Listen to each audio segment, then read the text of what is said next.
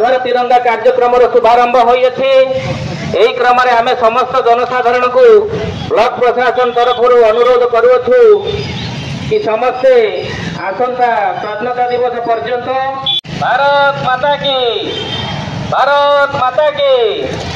रायगढ़ जिला विषम कटक पंचायत समिति कार्यालय ठारे हर घर तिरंगा अंतर्गत स्वच्छता पदयात्रा आयोजित होइथिला। एही कार्यक्रम रे माननीय गोष्ठी उन्नयन अधिकारी शिवप्रसाद पटनायक, माननीय उपाध्यक्ष देवी प्रसाद पटनायक, महिला महासंघ सभापति सिंगारी वाडका एवं जिला शिक्षा प्रशिक्षण अनुष्ठान छात्र छात्री, सरकारी नोडाल उच्च विद्यालय छात्र छात्री द्वारा विषम कटक नगर पदयात्रा सह स्वच्छता निमंते स्लोगान दिया जायतिला।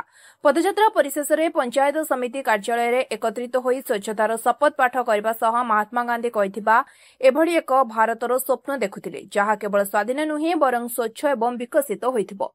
सेही आधार रे अगस्त 8 तारिख ठारू 15 तारिख पर्यंत हर घर तिरंगा एवं स्वच्छतार नारा दे विषम कटक शहर परिक्रमा करबा सह शपथ पाठ करथिले। वीडियो विषम कटक कहूली।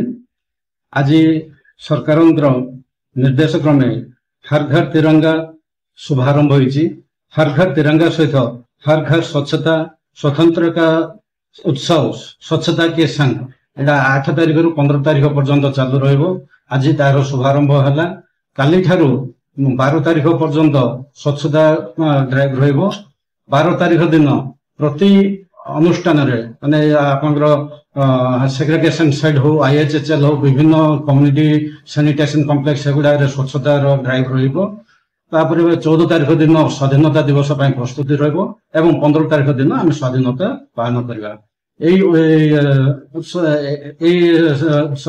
मो समस्त को जनाब चाहूँ जे प्लास्टिक रो व्यवहार कमेबे।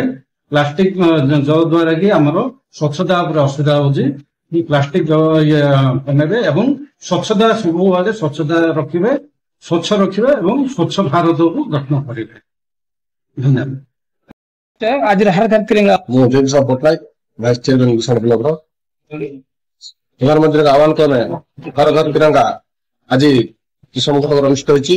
स्कूल पिला आ ब्लॉक स्टाफ किसी एसएचजी मध्य भाग लेथिले आ सुरक्षा होइछि। आगामी दिन हर घर तिरंगा घर घर जेंति ठीक व्यवहार करे ता पर उचित पदक्षेप नेबे बोली आशा।